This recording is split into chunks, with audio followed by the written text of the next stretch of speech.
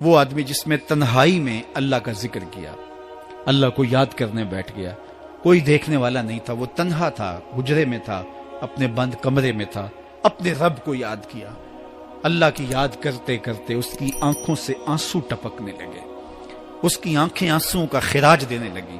تو میرے اور آپ کے آقا و مولا نے فرمایا کہ یہ آنسو اتنے قیمتی ہیں، ان آنسوؤں کے بدلے میں قیامت کے دن اسے عرش الہی کا سایہ نصیب ہوگا، عرش الہی کا سایہ اسے نصیب ہوگا ان آنسوؤں کے بدلے میں۔ رومی علیہ رحمہ فرماتے ہیں جہاں پانی گرتا ہے وہاں سبزہ اگتا ہے، جہاں آنسو گرتے ہیں وہاں رحمت اترتی ہے۔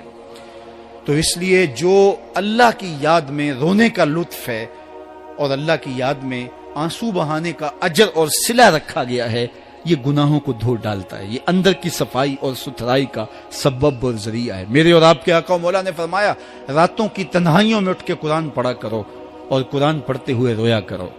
پھر فرمایا فَإِلَّمْ تَبْكُوا فَتَبَاكُوا، اگر رونا نہ آئے تو رونے کی کوشش کیا کرو۔ حضرت داتا گنج بخش علی حجویری سے ایک مرید نے کہا حضرت اگر رونے کی کوشش کریں پھر بھی رونا نہ آئے، فرمایا پھر اپنے مقدر پہ رویا کرو۔ تم اتنے سنگ دل ہو گئے ہو کہ تمہاری آنکھیں آنسوں کا خراج نہیں دیتی۔ جو رونا نہیں جانتا وہ اللہ کی رحمتوں کو اور اللہ کی کرم نوازیوں کو کیسے سمیٹ پائے گا؟ بچہ روتا ہے تو ماں دودھ دیتی ہے، جب بندہ اللہ کے حضور الہو زاری کرتا ہے، عجز کرتا ہے، انکساری کرتا ہے تو اللہ کی رحمتوں کو جوش آتا ہے اور اللہ تعالیٰ کی رحمتیں اس پہ برستی ہیں اور اس کے نہ صرف گناہ معاف ہوتے ہیں بلکہ اللہ تعالیٰ اس کے گناہوں کو بدل کے نیکیوں میں تبدیل کر دیتا ہے۔ ایک فقیر تھا، ملنگ درویش، اللہ کا بندہ، اس کی عادت یہ تھی کہ اپنے ڈیرے پہ آنے والوں کو کھلاتا، ان کو پلاتا، ان کی ضروریات کا خیال رکھتا، لیکن ان کو مالی آسودگیاں نہیں تھی۔ ہوتا یہ تھا کہ بعض اوقات لوگ آتے تو ادھار لے کر کے وہ لوگوں کو کھلا دیتا۔ خیر چونکہ فقیر کا مزاج یہ ہوتا ہے کہ لوگ آئیں اس کے ڈیرے سے کھائیں، بابا بلے شاہ نے بھی کہا تھا نا، اٹ کھڑک کے دکڑ بجے تتا ہووے چلا، آن فقیر کھا کھا جاون راضی ہووے بلا۔ یہ فقیروں کا مزاج ہے، تو جو بھی آتا اس کے ڈیرے سے کھاتا اور وہ ادھار اٹھا اٹھا کے لوگوں کی ضروریات کو پورا کرتے رہتے۔ وقت آخر آ گیا، جن لوگوں نے ادھار دیا تھا وہ سارے تقاضا کرنے آ گئے۔ اب بابا جی کو کیا فکر لاحق ہے کہ یہ میرے مہمان اور میں ان کو کچھ پیش کرنے کی صلاحیت نہیں رکھتا۔ ایک بچہ تھا، وہ کچھ سامان بیچ رہا تھا، پتیسا بیچ رہا تھا یا کوئی اور چیز بیچ رہا تھا۔ اس نے گلی سے گزرتے ہوئے آواز لگائی، خادم کو کہا سے بلا کے لاؤ، کہا تم بیچ رہے ہو تو میرے مہمانوں کو کھلا دو۔ بچہ بڑا خوش ہوا کہ میں سارا دن گلیوں میں گھوم کے یہ پتیسا بیچنا تھا، اب یہ ایک جگہ ہی سارا فروخت ہو گیا تو یہ تو موج لگ گئی، میں جلدی گھر چلا جاؤں گا، میری ماں خوش ہوگی۔ تو سارا ان مہمانوں کو کھلا دیا گیا اور اس کے بعد کہا بابا جی پیسے؟ کہا تم بیٹھ جاؤ، جب ان کو ملیں گے تو تجھے بھی مل جائیں گے۔ وہ بیٹھ گیا، 2 4 10 منٹ بیٹھا تو بچہ تھا، پھر کھڑا ہو گیا، بابا جی پیسے؟ کہا جب ان کو ملیں گے تو تجھے بھی مل جائیں گے۔ پھر آدھا گھنٹہ گزرا تو پھر اس نے کہا بابا جی پیسے؟ میری ماں میرا انتظار کر رہی ہے، ہمارے گھر کا چولہا اسی سے جلتا ہے، میں یہ پیسے لے کر جاؤں گا اور میری ماں کوئی ہنڈیا خریدے گی اور ہم شام کا گھر کا کوئی سلسلہ کریں گے۔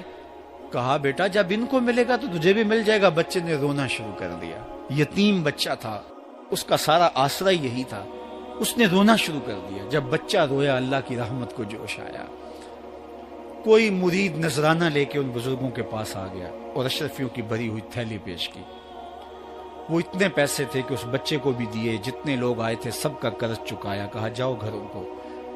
تو سب نے کہا بابا جی ہم صبح سے بیٹھے ہوئے تھے تو یہ نذرانہ دینے والا صبح سے نہیں آیا تو اب کیسے آ گیا؟ کہا صبح سے تمہارے اندر کوئی رونے والا نہیں تھا، ایک رونے والا آیا تو باقیوں کا بھی کام بن گیا۔ بعض اوقات کسی ایک شخص کی وجہ سے باقیوں کی خطائیں بھی معاف ہوتی ہیں۔ آج ہم اجتماعی طور پہ تا حد نظر اندر باہر اوپر نیچے اتنے لوگوں کے ہجوم میں اللہ کی بارگاہ سے یہ توقع رکھتے ہیں کہ مالک اتنے ہجوم میں کوئی ایک تو ہوگا جو تیرا لاڈلا ہوگا، کوئی ایک تو ہوگا جو تیرا بہت قریبی ہوگا، کوئی ایک تو ہوگا جس پہ تیری رحمتیں برسیں گی۔ تو مالک اس کے صدقے سے ہماری خطائیں بھی معاف کر دے، ہمارے گناہ بھی معاف کر دے۔ کوئی ایک رونے والی آنکھ مل گئی تو باقیوں کا بھی کام بن جائے گا۔ اٹھ فریدا ستیا تے میلا ویکھن جا، وت کوئی بخشیا مل جاوے تے تو ہی بخشیا جا۔ میرے مالک ہم سب کی خطائیں معاف کر دے، ہم سب سے درگزر فرما، اور ہم سب کے باطن کو ستھرائیاں دے دے، ہمارے اندر کو پاکیزگیاں دے دے۔ بہت وقت میں نے اور آپ نے صاحب گزار لیا، تیزی کے ساتھ زندگی بیت رہی ہے۔ میں اگر اپنے آپ کو دیکھوں تو میری زندگی کتنی بہاریں کاٹ چکی ہے۔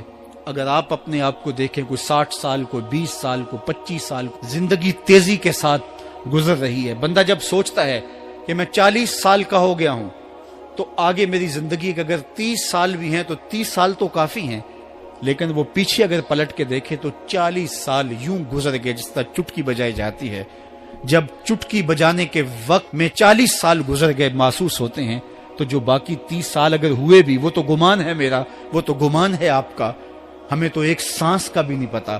پوچھا گیا زندگی اور موت کے بارے میں کیا خیال ہے؟ کہا فجر پڑی ہے، پتہ نہیں ظہر پڑھ سکیں گے یا کہ نہیں۔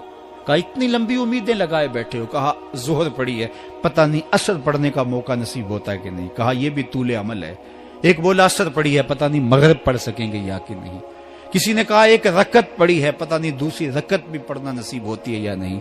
کہا یہ سب تمہارے منہوں کی باتیں ہیں، میں تو کہتا ہوں ایک طرف سلام پھیرا ہے، پتہ نہیں دوسری طرف سلام بھی پھیر سکیں گے یا کہ نہیں۔ کیا موت اتنی قریب نہیں ہے؟ ہم نے اپنی آنکھوں کے سامنے لوگوں کو جدا ہوتے یوں نہیں دیکھا ہے؟ ہم کہتے ہیں اس کی خبر سنا رہے ہو موت کی، یہ تو میں نے ابھی سبزی والی دکان پہ دیکھا تھا۔ لیکن جب موت آتی ہے تو ایک لمحے کا تقدم اور تاخر نہیں ہوتا۔